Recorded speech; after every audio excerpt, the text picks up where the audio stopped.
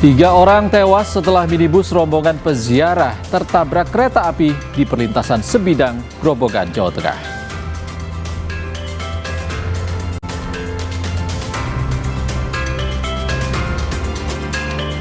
Polisi menetapkan Ibu Tiri sebagai tersangka kasus penganiayaan anak hingga tewas di Sukabumi, Jawa Barat. Ibu kandung korban juga melaporkan ayah almarhum karena penelantaran anak.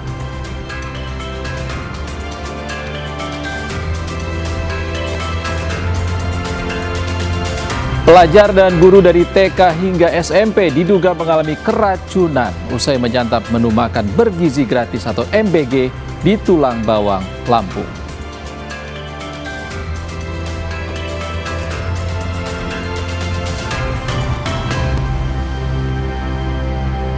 Selamat sore saudara, selain tiga sorotan utama tadi, beragam kabar dari sejumlah daerah di tanah air akan kami hadirkan untuk Anda selama 30 menit ke depan. Bersama saya, Ihsan Sitorus, inilah Indonesia Update selengkapnya.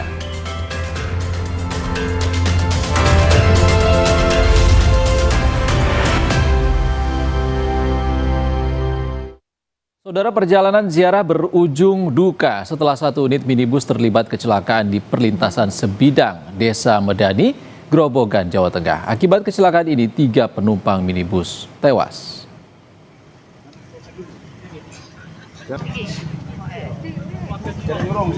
Kecelakaan terjadi pada Selasa malam saat minibus yang membawa peziarah tertabrak kereta api Pandalungan, jurusan Surabaya Gambir, di perlintasan Sebidang.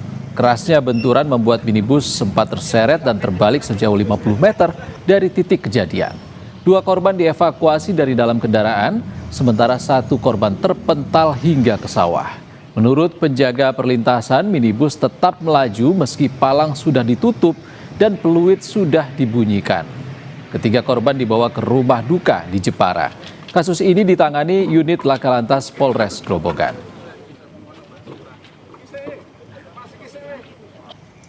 Ada kereta sudah ditutup perlintasan dari selatan, sudah ditutup, sudah diperingatkan dengan lampu dan peluit, tapi tetap tidak dengar, celonong dia. Jadi menerobos, belum yang perlintasan sana palang pintu belum ditutup, sudah terobos. Akhirnya kejadian tidak terhindarkan, tertabrak, terjadi laka itu. Berarti mobil sempat terpental ya? Terpantar berbalik, jadi terus dianu warga, kita minta bantuan warga. Kita ke sorotan terkait cuaca, saudara. Sejumlah wilayah di Bali masih terendam banjir usai diguyur hujan lebat. Di Sanur, meski hujan sudah reda, kawasan Bumi Ayu Denpasar masih banjir sehingga warga dan wisatawan dievakuasi. Hingga Rabu pagi, penyedotan air terus dilakukan oleh Damkar Kota Denpasar. Penyedotan melibatkan 9 unit mobil pemadam kebakaran dan sejumlah perahu karet diterjunkan untuk mengevakuasi warga dan wisatawan di kawasan Bumi Ayu, Sanur, Denpasar, Bali. Penyedotan akan dilakukan hingga banjir surut. Salah seorang warga menuturkan, kawasan ini memang menjadi langganan banjir saat curah hujan tinggi. Terlebih kawasan ini berada di posisi cekungan yang mengakibatkan air tidak bisa mengalir. Dari kemarin. Iya. Terus rumahnya direndam atau gimana? Masuk ke dalam. Hah? Masuk ke dalam. Seberapa di rumah tinggi air, Mas? Selutut lah. Selutut ya di Bumi Ayu ini. Sering. Setiap hujan ya? Setiap hujan sering. Solusi dari pemerintah itu apa, Mas? Dan personil sekitar 20 orang dengan armada ada sekitar 4 hari ini. Kemarin baru 5 armada, sekarang 4 armada. Nah, air itu akan berlangsung sampai kapan? Sampai banjir mulai surut.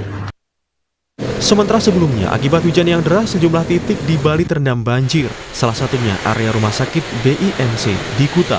Akibat kondisi ini, kurang dari 10 pasien dievakuasi ke lantai atas untuk menjaga keselamatan. Tidak ada peralatan medis yang rusak akibat terendam banjir. Banjir diduga akibat debit hujan yang tinggi tidak sebanding dengan kapasitas drainase yang sempit, ditambah adanya penyumbatan di beberapa titik. drainase juga ya, drainase terutama dari belakang rumah sakit itu masuk ke dalam area BMC, kemudian sampai ke depan jalannya, kemudian di seberang jalan itu kan bypass ya, jadi di seberang juga belum lancar ya. Sebagai langkah penanganan darurat, genangan di Jalan Gria Anyar dipompa menggunakan 2 mesin dan dialirkan ke Sungai Taman Pancing dengan bantuan Badan Wilayah Sungai Bali. Tim Liputan, Kompas TV. Beralih ke kasus jual beli bayi, saudara. Polisi menetapkan 12 tersangka jual beli bayi di sejumlah daerah di tanah air. Sindikat ini bermodus jual beli bayi dengan menawarkan adopsi tanpa prosedur resmi. Polisi mengungkap sindikat tindak pidana perdagangan orang dengan modus jual beli bayi. 12 tersangka ditangkap, terdiri dari 8 perantara dan 4 orang tua. 7 bayi diselamatkan dari kejahatan di 12 wilayah Indonesia. Bayi-bayi itu ditawarkan melalui media sosial sejak 2024 dan polisi mengimbau masyarakat tak tergiur tawaran adopsi anak tanpa prosedur resmi. Tentang tindak pidana perdagangan orang dengan modus memperjualbelikan bayi yang terjadi di wilayah Jakarta, Banten, Yogyakarta, Jawa Barat, Jawa Tengah, Jawa Timur, Sulawesi Selatan, Jambi, Bali, Kalimantan, kemudian Kepulauan Riau dan Papua, dan telah ditetapkan sebagai tersangka sebanyak 12 orang yang terdiri dari 8 orang dari kelompok perantara dan 4 orang dari kelompok orang tua. Kemudian modus operandinya yaitu dengan menggunakan medsos, dalam hal ini adalah TikTok, Facebook, dan semacamnya. Jaringan ini telah melakukan aktivitas penjualan bayi secara ilegal sejak tahun 2024 dengan pendapatan ratusan juta rupiah. Saudara, polisi akhirnya menetapkan TR sebagai tersangka kasus penganiayaan Nizam, anak tirinya, hingga meninggal. Motif dari penganiayaan ini masih didalami. Selengkapnya usai jeda.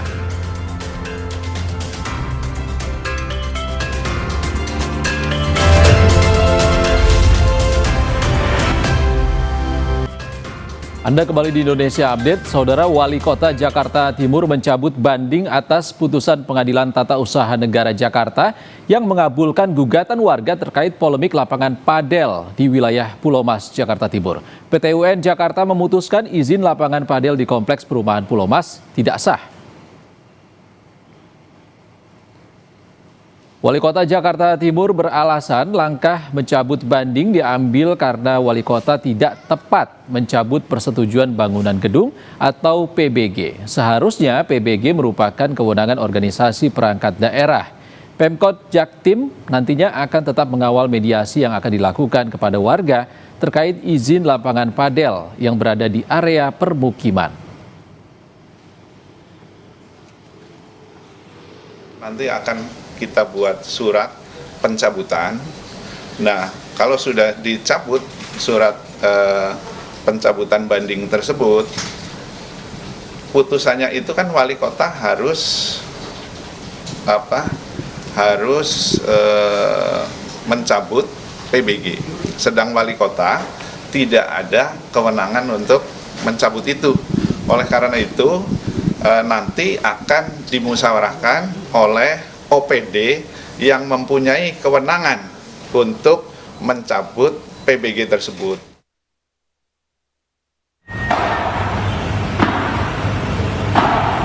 Sebelumnya, perwakilan warga dari Pulau Mas, Jakarta Timur dan warga dari kawasan Haji Nawi, Jakarta Selatan yang terdampak akibat kebisingan padel sudah melapor akibat terganggu dari aktivitas padel.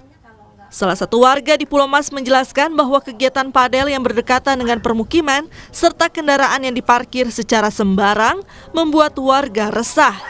Persetujuan bangunan gedung nomor sekian, ya, yang termasuk maksudnya padel itu sudah tidak sah gitu. Ya setidaknya apa sih tindakan pemerintah? Ya dibekukanlah, bekukan itu bangunan itu dibekukan, tidak ada kegiatan. Bangunannya tidak boleh dipakai, tidak boleh ada kegiatan, tidak boleh dipakai bangunannya. Itu. Waktu mediasi terakhir dengan pihak kelurahan juga sudah dihadirkan pengelola padelnya dan juga dari pihak keluarga kami dan warga yang terdampak itu bahwa izin masih diurus, jadi izin belum di tangan. Saya juga waktu itu mempertanyakan kalau izin belum di tangan berarti namanya izin mendirikan bangunan, berarti kalau nggak ada izin nggak boleh mendirikan bangunan dong, gitu kan ya logikanya. Ternyata masih tetap berjalan pembangunannya, beroperasi sampai menimbulkan kebisingan. Gubernur DKI Jakarta Pramono Anung memerintahkan kepada Dinas Pemprov DKI Jakarta untuk menertibkan lapangan padel yang mengganggu warga. Pemprov DKI akan membongkar lapangan padel yang tidak memiliki izin PBG atau persetujuan bangunan gedung. Sementara itu, terhadap bangunan yang memang memiliki izin tetapi berada pada lingkup berdekatan dengan rumah warga untuk tidak melakukan operasional lebih dari jam 8 malam, serta memasang peredam agar tidak membuat bising yang berdampak pada masyarakat sekitar. Perizinan baru untuk pembangunan atau lapangan padel tidak diperbolehkan di zona perumahan. Semuanya harus di zona komersial untuk yang baru. Bangunan atau lapangan padel yang tidak memiliki PBG dilakukan penghentian kegiatan, pembongkaran dan pencabutan izin usaha. Data dari Dinas Cipta Karya Tata Ruang dan Pertanahan Citata DKI Jakarta, saat ini terdapat 212 bangunan lapangan padel yang telah memiliki persetujuan bangunan gedung atau PBG, sedangkan 185 bangunan belum memiliki PBG. Dokumen perizinan utama yang wajib dimiliki setiap bangunan adalah PBG atau persetujuan bangunan gedung. Tanpa dokumen tersebut, pengelola tidak dapat melanjutkan proses perizinan berikutnya. Tim Liputan, Kompas TV. Kita ke kabar lain, Saudara. Polres Sukabumi menetapkan Ibu Tiri sebagai penganiaya anak hingga tewas. Penganiayaan kerap dilakukan sejak 2023. Polisi akhirnya menetapkan Ibu Tiri sebagai tersangka penganiayaan anak di Sukabumi, Jawa Barat. Dari penyelidikan terungkap, kekerasan dilakukan sejak 2023. Bahkan pada 2024 sempat dilaporkan ke polisi namun diselesaikan secara kekeluargaan. Selain menetapkan Ibu Tiri sebagai tersangka, polisi juga telah menerima laporan ibu kandung yang melaporkan ayah korban dengan dalih penelantaran anak. Dalam waktu dekat, polisi akan memeriksa bapak kandung almarhum. Dari Polres Sukabumi, Satreskrim sudah menetapkan tersangka, ya, saudari TR yang merupakan Ibu Tiri.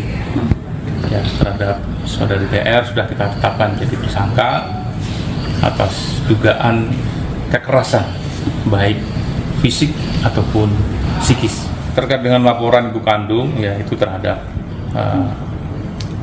suaminya, ya, atau orang tua daripada NS, itu terkait dengan penelantaran.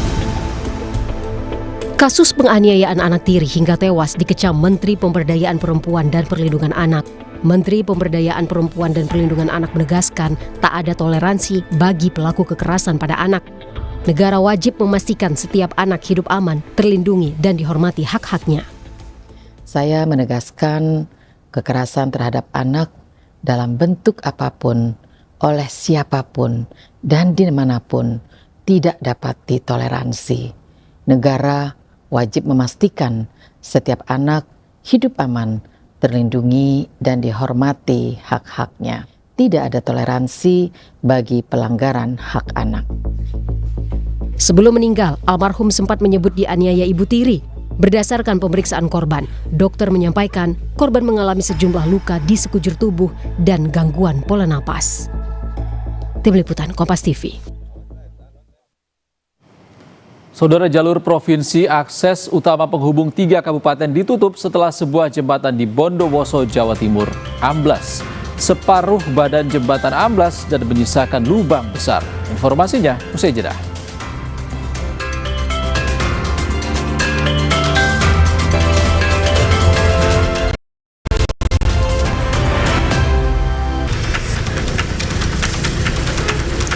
Rekaman video dari warga ini merekam detik-detik terjadinya kecelakaan beruntun di Jalan Raya Darmo, Surabaya, Jawa Timur. Sebuah mobil mewah terguling di tengah jalan serta sejumlah mobil lainnya rusak. Beruntung seluruh pengemudi dan penumpang yang terlibat kecelakaan selamat dan hanya mengalami luka ringan. Dari keterangan yang dikumpulkan sejumlah saksi di TKP, kecelakaan diduga berawal dari mobil mewah menghindari mobil lain saat akan berpindah jalur. Sopir diduga kaget dan hilang kendali, lalu menabrak mobil lain di depannya, termasuk sebuah mobil sport car, dan akhirnya terguling di tengah jalan.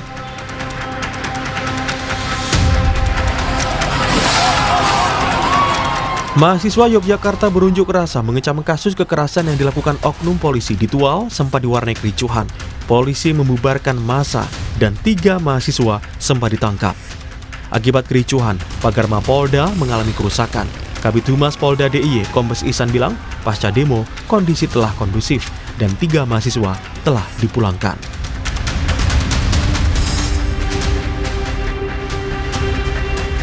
Jalur provinsi akses utama penghubung 3 kabupaten ditutup setelah sebuah jembatan di Bondowoso, Jawa Timur amblas. Separuh badan jembatan amblas dan menyisakan lubang besar akibat terjangan arus sungai Silolembu yang besar pasca hujan deras sebelumnya. Jembatan amblas membuat jalan raya provinsi yang menjadi akses utama penghubung 3 kabupaten, yakni Bondowoso, Jember, dan Situbondo ditutup. Pengguna jalan harus melewati jalur alternatif yang mempunyai jarak lebih jauh, sempit, dan rawan kemacetan. Tim Liputan Kompas TV. Rangkaian kabar tadi menutup Indonesia Update edisi kali ini, saudara. Saya Ihsan Sitorus pamit. Sehat selalu. Sampai jumpa.